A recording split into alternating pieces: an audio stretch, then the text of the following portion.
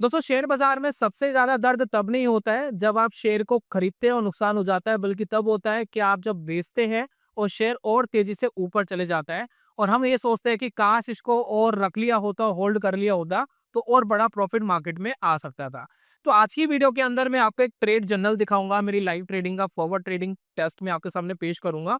उसमें दोस्तों ये जानेंगे कि अगर हम रिस्क एंड रिवॉर्ड रेशो के हिसाब से चलते तो ये रिटर्न आ सकता था, अगर हम ट्रेलिंग स्टॉप लॉस का यूज करते तो ये रिटर्न आपको मिल सकता था। तो यहां से लेकर यहां तक की जो जर्नी है उसको अचीव करने के लिए क्या क्या करना पड़ेगा, ये दोस्तों आज की वीडियो के अंदर समझेंगे। तो तीन इंपॉर्टेंट कॉन्सेप्ट आज की वीडियो में सीखेंगे। पहला, ट्रेलिंग स्टॉप लॉस स्ट्रेटेजी हम कैसे बना सकते हैं। दूसरा दोस्तों हम यहाँ पर ये सीखेंगे कि अगर मार्केट के अंदर ट्रेलिंग स्टॉप लॉस आप यूज करते हो तो एक फियर होता है कि स्टॉक ऊपर गया फिर वापस नीचे आ गया तो नुकसान हो जाएगा, उसको कैसे मैनेज करना है। और ट्रेलिंग स्टॉप लॉस के साथ मनी मैनेजमेंट होना बड़ा इंपॉर्टेंट है। तो तीन कॉन्सेप्ट दोस्तों आज की वीडियो के अंदर सीखेंगे, समझेंगे कि ट्रेलिंग स्टॉप लॉस आपके रिटर्न को कितना इनहेंस कर सकता है, क्या इसके अंदर बेनिफिशियल हो सकता है, क्या इसके अंदर नेगेटिव चीजें हो सकती है, वो दोस्तों जानेंगे। तो चलिए शुरू करते हैं और जानते हैं दोस्तों।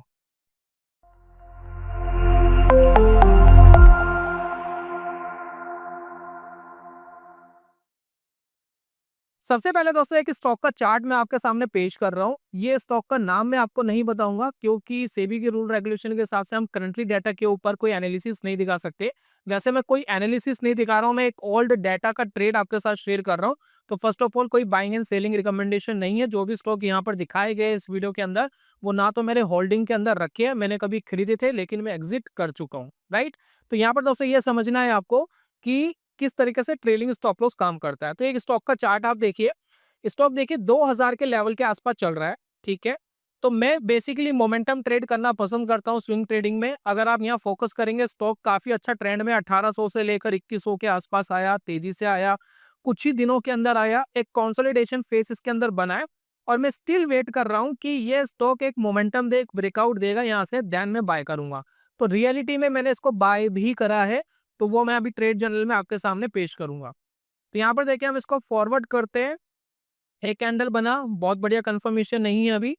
ये वाली जो कैंडल है दोस्तों सभी ब्रेकआउट को ब्रेक कर रही है। ये देखिए जितने भी ब्रेकआउट थे ब्रेक कर रही है, अच्छी खासी स्ट्रॉन्ग कैंडल फॉर्म्ड हुई है, साथ में वॉल्यूम अच्छे थे। तो ये मेरे लिए ट्रिगर पॉइंट है, लेकिन मैं इसको बाय तब करूंगा जब इस कैंडल का जो हाई पॉइंट है ये ब्रेक होगा। तो यहाँ पर नेक्स्ट कैंडल का वेट करते हैं। ये देखिए नेक्स्ट कैंडल ने हाई ब्रेक करा, मेरी दोस्तों एंट्री यहाँ पर इनिशिएट हो जाती है। तो मैंने यहाँ पर रियलिटी में ट्रेड लिया, मैंने रियलिटी में ट्रेड लिया कुछ दिन पहले, मैं बात कर रहा हूँ 23 या 24 दिसंबर की बात कर रहा हूँ, प्रीवियस ईयर।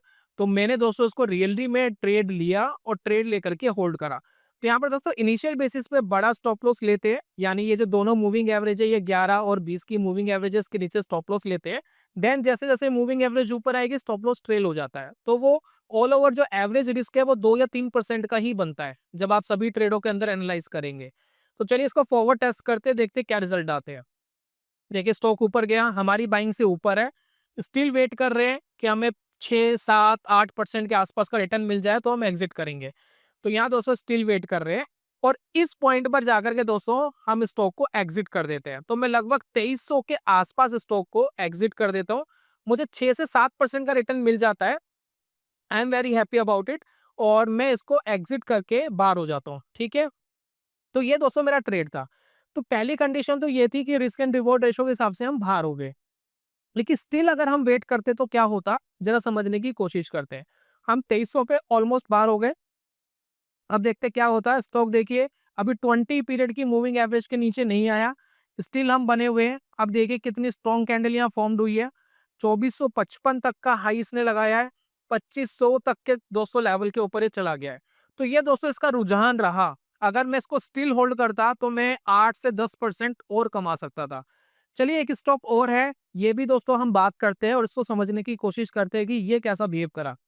इस स्टॉक के चार्ट पे दोस्तों आप फोकस करिए, एक कंसोलिडेशन फेस बना हुआ है, एक मोमेंटम आया था। देखिए 45 से स्टॉक 45 रुपए से दोस्तों स्टॉक ऑलमोस्ट 61 का हाई लगाया विद इन 2 एंड 3 डेज के अंदर।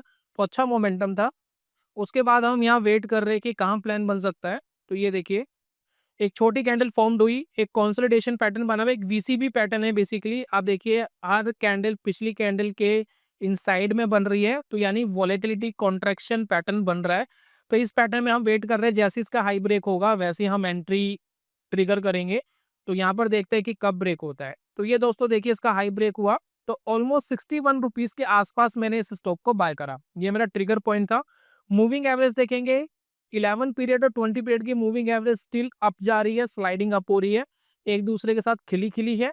तो हमारा ट्रिगर बन रहा है, साथ में वॉल्यूम्स भी आए हैं। तो 61 पे दोस्तों बाय करा है, फिर देखते हैं क्या होता है। अभी देखिए चल रहा है स्टॉक। ये दोस्तों वो लेवल है जहां मैं स्टॉक को एग्जिट कर देता हूँ। 67 68 के आसपास मेरा एग्जिट हो जाता है। मैंने 4 या 5 दिन इस स्टॉक को होल्ड करा, देन मैंने एग्जिट कर दिया। तो मुझे लगभग 10% के आसपास का रिटर्न मिला, 10-11% का। तो ये रिटर्न लिया दोस्तों, मैं स्टॉक से बाहर हो गया। अगर मैं स्टिल इसको होल्ड करता तो क्या होता, जरा देखते हैं। तो यहाँ पर देखिए थोड़ा सा नीचे भी गया, बीच में ऊपर भी गया। थोड़ी वॉलेटिलिटी स्टॉक के अंदर स्ट्रॉन्ग रहती है इसमें। और ये देखिए स्ट्रॉन्गली देखिए 86 रुपीज तक ये चला गया। उसके बाद देखिए ये 91 92 तक दोस्तों स्टॉक चला गया। तो ये दोस्तों मोमेंटम स्टॉक के अंदर रहा। अगर स्टिल में होल्ड करता तो 10% की जगह मैं 50% का रिटर्न कमा सकता था। अब इसका इम्पैक्ट क्या होता, जरा समझने की कोशिश करते हैं। तो ये दोस्तों एक ट्रेड जर्नल में आपके सामने पेश कर रहा हूँ। मैं फिर कह रहा हूँ, कोई बाइंग एंड सेलिंग रिकमेंडेशन नहीं है, कोई मैं सेबी का रूल रेगुलेशन ब्रेक नहीं करना चाहता, सिर्फ एजुकेशन पर्पसेस के लिए सभी चीजें दिखाई गई है। इस ट्रेडिंग जर्नल में आप देखेंगे मैंने कुछ स्टॉक यहाँ पर हाइड करे हुए हैं जो मेरे पोर्टफोलियो के अंदर अभी है, तो वो मैंने हाइड कर लिए। करंट ये जो स्टॉक जो आप देख रहे हैं, ना तो मेरी होल्डिंग पे ट्रेड लिए थे, एग्जिट कर चुका हूँ। तो यहाँ पर देखिए 3 स्टॉक ऐसे थे जिनके अंदर प्रॉफिट आया। रिमेनिंग जो 5 स्टॉक्स है वो सारे लॉस में गए थे।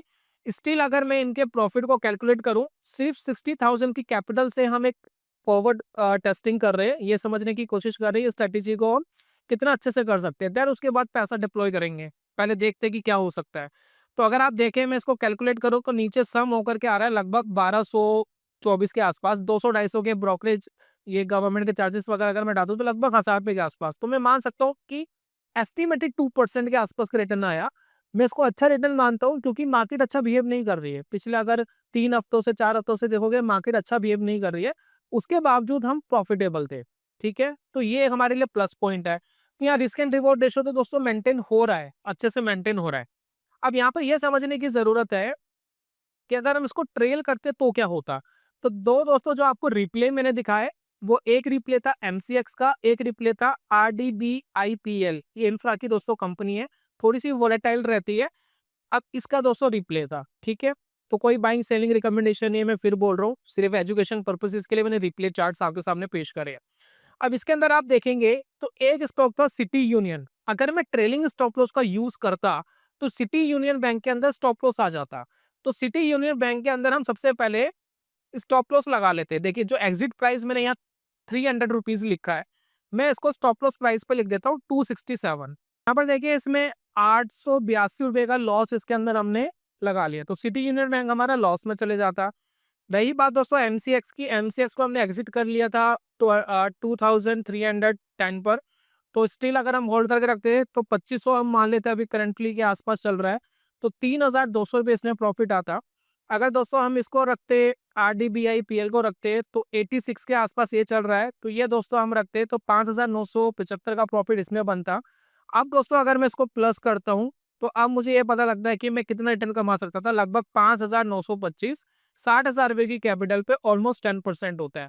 कहाँ दोस्तों 2% था, कहाँ दोस्तों ट्रेलिंग स्टॉप लॉस का यूज करके हम मार्केट के अंदर ऑलमोस्ट 10% का रिटर्न कमा सकते थे, ऐसी मार्केट कंडीशन में जहां स्टॉक मार्केट बहुत अच्छे से बिहेव नहीं कर रही है।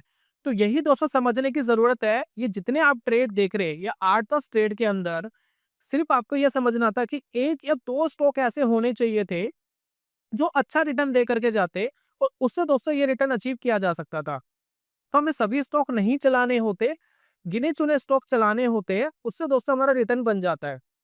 तो ये दोस्तों हम इंप्रूवमेंट करने वाले हैं। अभी मैंने बोला हम एक स्ट्रेटेजी को फॉरवर्ड टेस्ट कर रहे हैं, हमने इसको ट्रेडिंग जर्नल बना लिया। अब जो जो इसमें खामियां आती जाएगी, जैसे जैसे हम अपने रिटर्न को एनहांस कर सकते थे, वो सारी चीजें हम इसके अंदर इंप्लीमेंट करेंगे। तो अब जो हमारी नई स्ट्रेटेजी निकल कर आई है वो इस तरीके से निकल कर आई है, जरा समझने की दोस्तों कोशिश करते हैं। अब दोस्तों जो इम्प्लीमेंट हम करने वाले हैं वो इस तरीके से करने वाले हैं। हमारी पहली कंडीशन क्या है, स्टॉक 50 की मूविंग एवरेज के ऊपर होना चाहिए।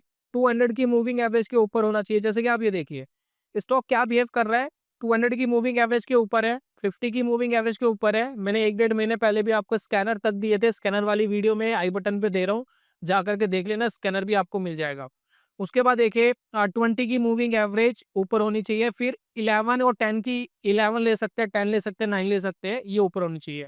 किसी भी मोमेंटम वाले चार्ट के अंदर एक कॉमन प्राइस एक्शन है, ये आपको दिखेगा। कोई स्टॉक अगर अच्छे से भाग रहा है, इन सभी मूविंग एवरेज के ऊपर वो दिखेगा अगर सस्टेनेबल भाग रहा है। तो डिक्सन टेक्नोलॉजी की अगर हम बात करें 2024 दिसंबर से पहले की बात करें, तो जैसे कि एमसीएक्स का चार्ट मैंने आपको दिखाया था, सेम पैटर्न इसके अंदर बना है। पैटर्न क्या है? VCP pattern, volatility contraction pattern. Stock momentum में है, मोमेंटम के बाद देखिए एक वॉलेटिलिटी ये बनी है, फिर ये देखिए बनी है, फिर देखिए बाद में बहुत ज्यादा ये नैरो हो गया है। इसको दोस्तों वीसीपी कहते हैं। तो इस वीसीपी पैटर्न में अगर आप देखेंगे कुछ इस तरीके का रुझान मिलेगा, वॉलेटिलिटी कॉन्ट्रैक्ट होती हुई चली जाएगी। देन दोस्तों हम एक स्ट्रॉन्ग कैंडल ब्रेकआउट का वेट करेंगे, विद वॉल्यूम वेट करेंगे, देन हम एंट्री लेंगे। तो हमारी अगर एंट्री यहाँ पर हो जाती, एंट्री के बहुत सारे क्राइटेरिया हो सकते हैं, जरूरी नहीं है कि इसी स्ट्रेटेजी के ऊपर आपको लेना है। कोई भी स्ट्रेटेजी के ऊपर अगर आपने एंट्री ले ली है, तो एंट्री लेने के बाद आपके पास दो ऑप्शन है, या तो रिस्क एंड रिवॉर्ड रेशियो के हिसाब से चलो या ट्रेलिंग स्टॉप लॉस के हिसाब से चलो। हम इसका एक बीच का रास्ता निकाला है। बीच का रास्ता ये है कि मान लेते हैं कि मैंने ये स्टॉक लिया, इसमें मेरा 3% का स्टॉप लॉस है, ठीक है। तो मेरे पास या तो मैं 6% का टारगेट लूं या 9% का टारगेट लूं, ठीक है, ये मेरे पास ऑप्शन है, ट्रेल करता रहूं।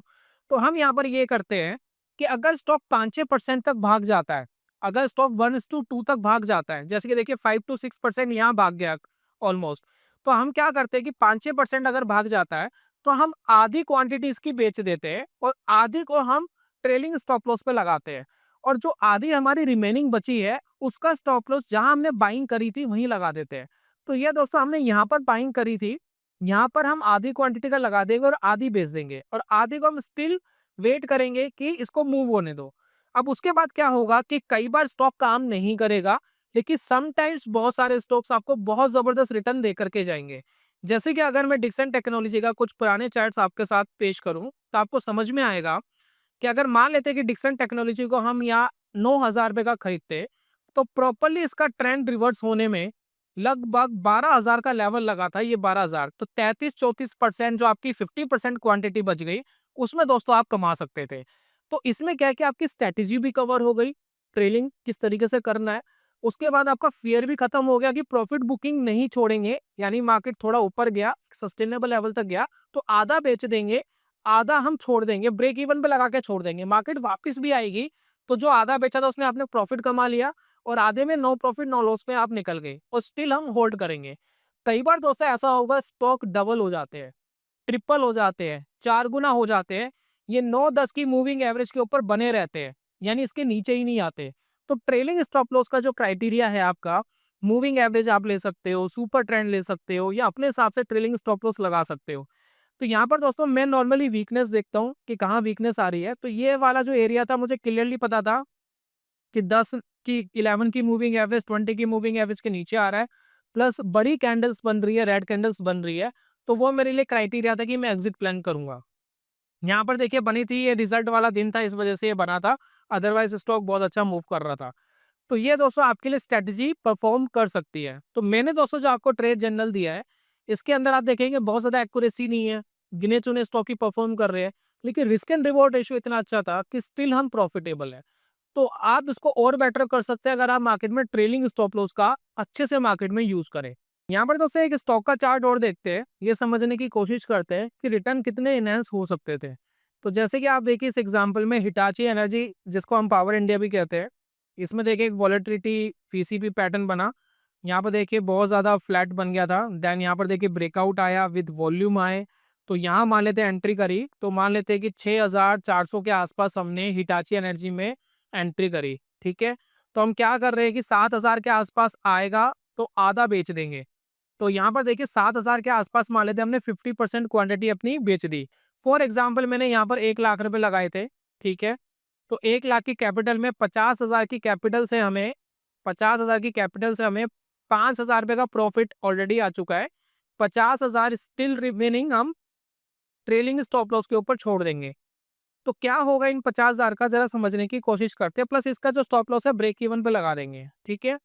अब देखिए क्या होता है, हमने 6,500 पे खरीदा था स्टॉक और एग्जिट आते आते देखिए कितना टाइम लगा। यहाँ पर दोस्तों प्रॉपरली वीकनेस आई है, ये देखिए, क्योंकि जिस कैंडल ने देखिए 20 की पीरियड की मूविंग एवरेज को ब्रेक करा, उसका लो देखिए यहाँ ब्रेक नहीं हुआ, यहाँ पर जाकर के ब्रेक हुआ है।